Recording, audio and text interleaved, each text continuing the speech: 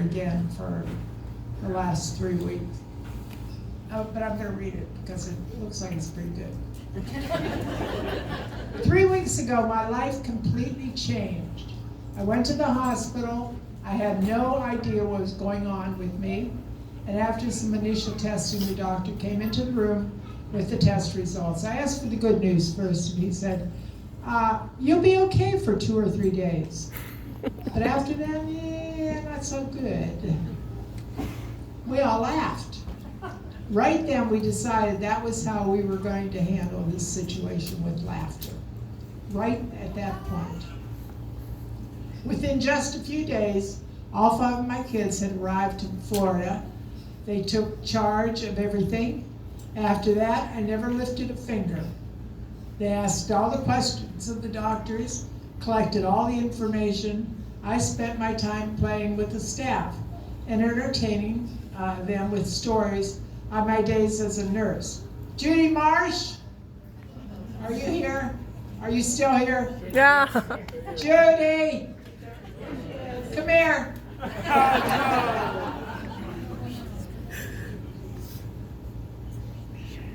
She's not going to tell the Gurney story, is she?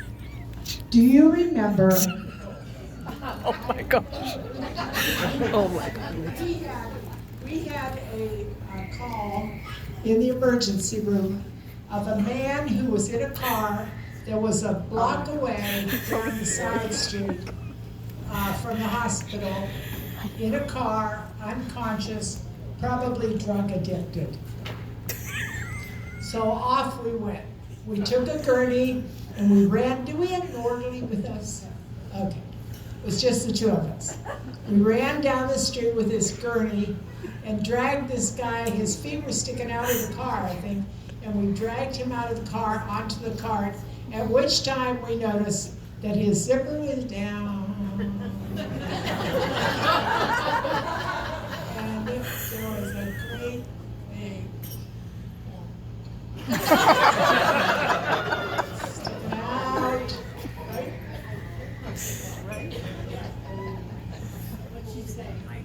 Can't hear. Oh, yeah. Wow, no, that didn't happen. She must be remembering this wrong. Did he really whack it? What did he? Did he die?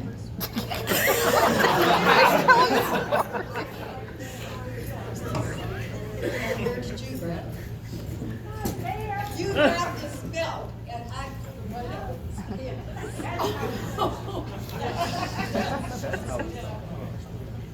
I'm glad she was here. So we put him on a cart. We did not have a sheet because we didn't think to bring a sheet with us. So off we went down that street with this thing all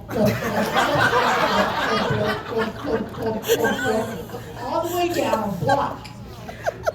And I know there were people looking, laughing. Yeah, past security, past the desk. Did the guy die? Oh, I thought we killed him.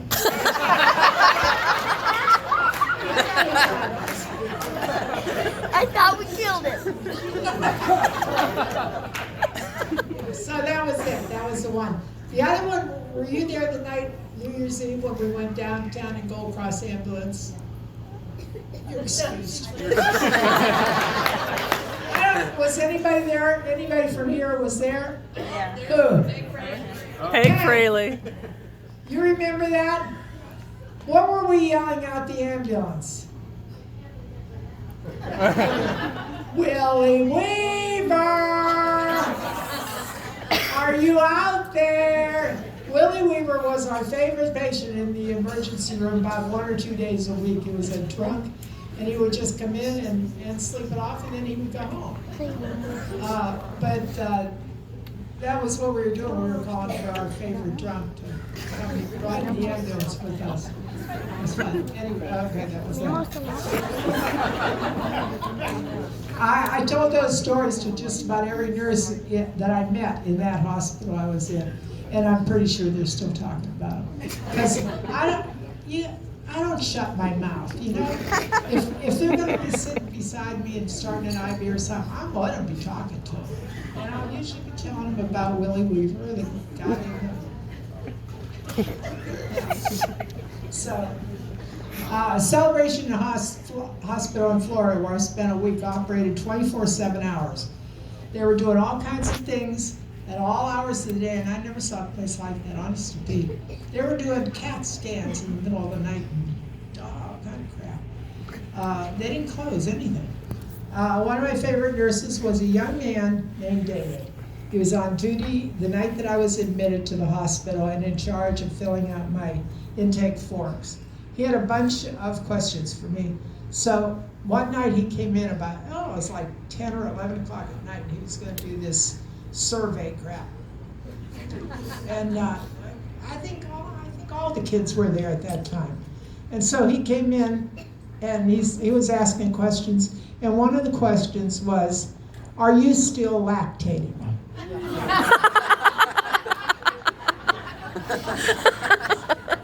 the hell?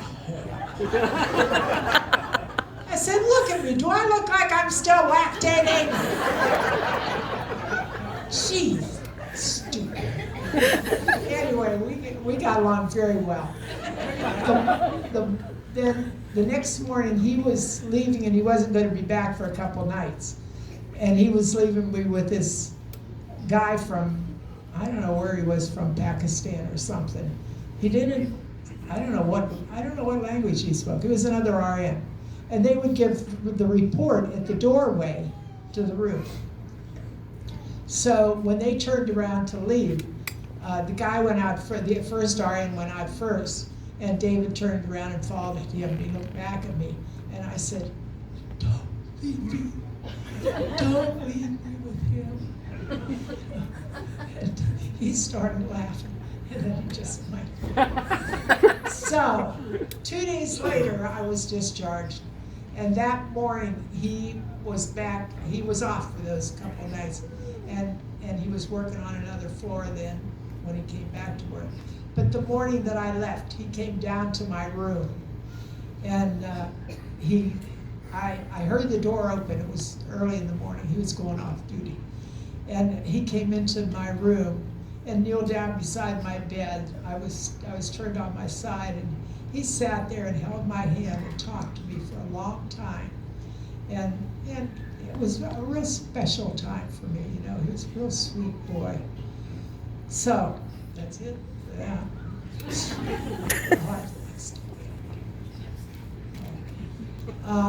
Once we got the full diagnosis, I asked the doctor about treatment, and he told us we could do chemo and radiation.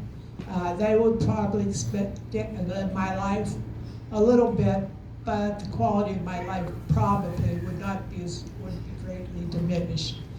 And he asked me what I want to do now. I said, I want to go north and I want to have a party. And I was discharged that day.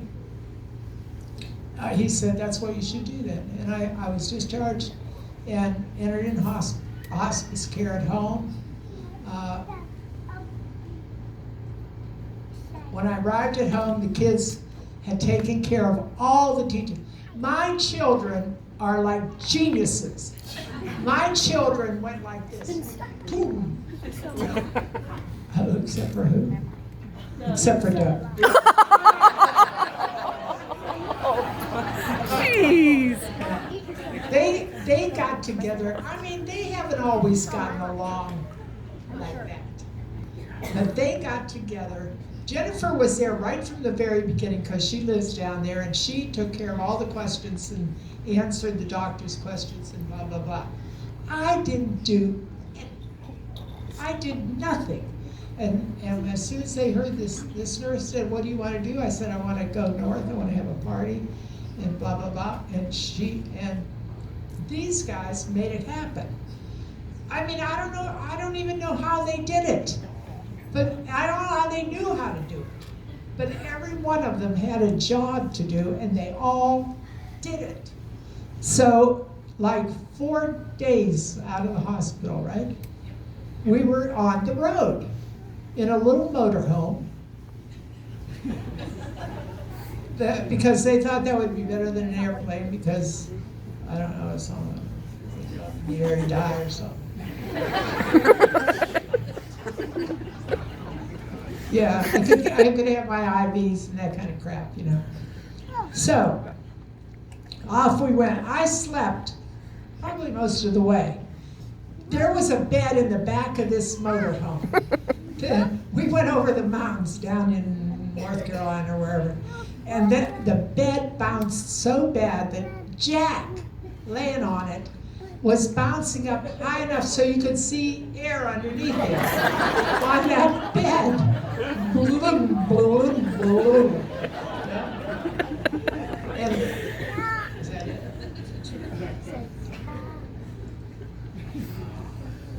I don't think I'm done there. Okay. When we arrived in Ohio just a week ago, everything was again set up for me. They had hospice there with the bed and Oh, wait a minute. There was another thing I said. How many adult parents get to spoon with their adult children, you know, or nestle with them or snuggle, you know? And one night, Jeff came up behind me and snuggled up against my back, you know. I'm telling you, no. Who said, oh? No, it was the sweetest thing ever. And then another night we made, because I had a hospital bed, and then we had a queen size bed in that room too. So that bed was stretched out behind my hospital bed. And one night, all of them were spooned up against each other, all the way out to the end of the bed. And Jack, I think, did you try to get on the back end of that? Couldn't. He couldn't. There was no room left. Dad had to sleep on the floor.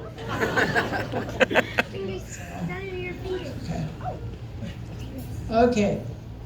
Oh, I want to thank some people for everything they've done to make this party happen, and to make the past 3 weeks the absolute best weeks of my life. Not everyone is blessed as I am. Not everyone gets to have this opportunity.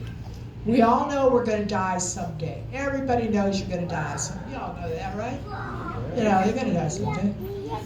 But not everybody gets to say, not everybody gets this life plan. You have about 6 months, maybe less. So what are you going to do with it? Nobody gets that opportunity. You're either going to die, or you fall down, or what, you know. Anyway.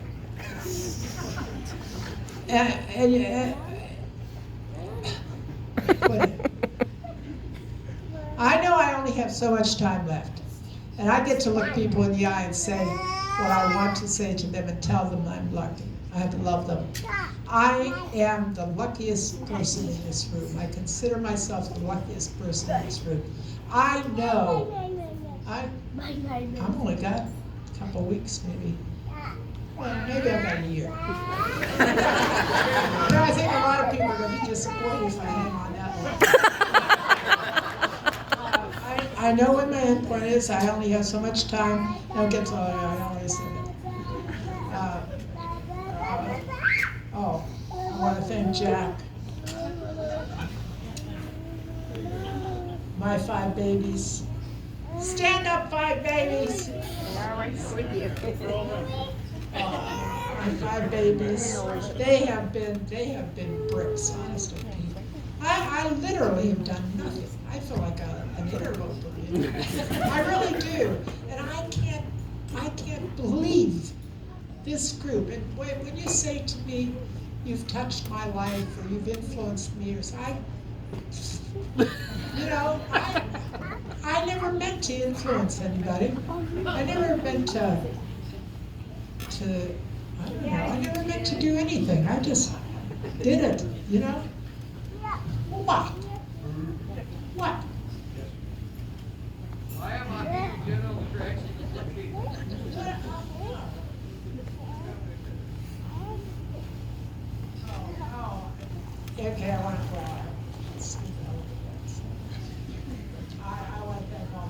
So I want to thank all my kids, all my grandkids, all you. I cannot believe how many people are here. Okay, let's watch the slide. You know, I was the one that had a poodle skirt. I didn't have a poodle skirt. I had a giraffe skirt that I made myself. I didn't have felt poodle skirt. I was side under, way down at the, okay. I want to thank my sister Eileen. Yeah, I want to watch the slideshow. Okay, well, I'm almost done, Eileen. And my brothers, Mike and Ray came all the way from the West Coast for being my best friends for 81 years. Thank you. And to David and all the Thomas kids, Nilda Lee, and Nilda Lee, and the Rodriguez and Ramon kids, and Tiffany, and the Kibbe boys, for sharing your spouses with me. Their spouses have been away from home. Our kids' spouses have been away from home for 3 weeks, and they haven't whined at all. And then to Gary and Jill White. I don't know where Gary, I didn't even see Gary and Jill today. Gary and Jill. They have opened their home to us for the past couple of weeks. Where are they? Oh, there! Stand up, Gary and Jill.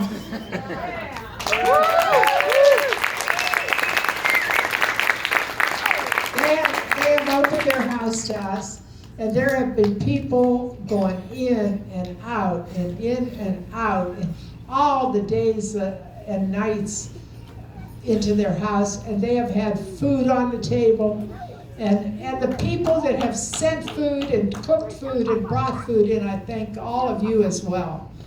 And they, oh yikes! And then where's Joe and Stacy? Are they here? Where's Stacy? Oh yes, Stacy and Joe Razanza. Yeah. Thank you so much. They put this thing together here in this venue. In like I don't know. They called him like probably a couple days ago, and they said yeah, okay, fine, whatever. You know? Yeah, whatever Trudy wants. Thank you guys so much. Yes, everybody.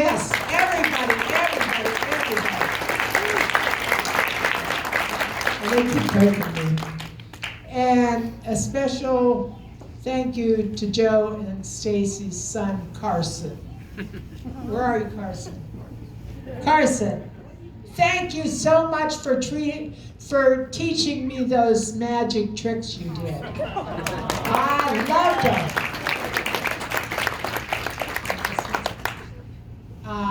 Finally, I want to thank all of you for coming to this party. I need to read that. I want to thank you for being my friend. Every single one of you means so much to me. Every one of you. And that's not even written down here. And you're a special part of my life. Thank you for loving me for so long and for so well. I love you all, and I'll see you soon. Now, wait a minute. Anybody that calls me Mama,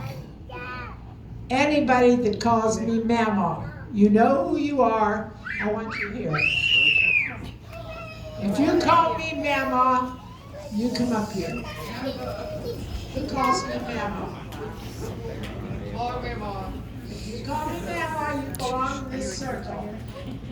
You're in my circle? In your circle. How do you still want that?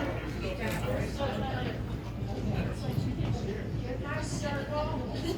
Now we're gonna say it all together. Every time I say goodbye to my kids, we all say something. And I whisper in their ears. It used to be much smaller circle than this. And sometimes it's only one or two kids. But we say something together. What do we say?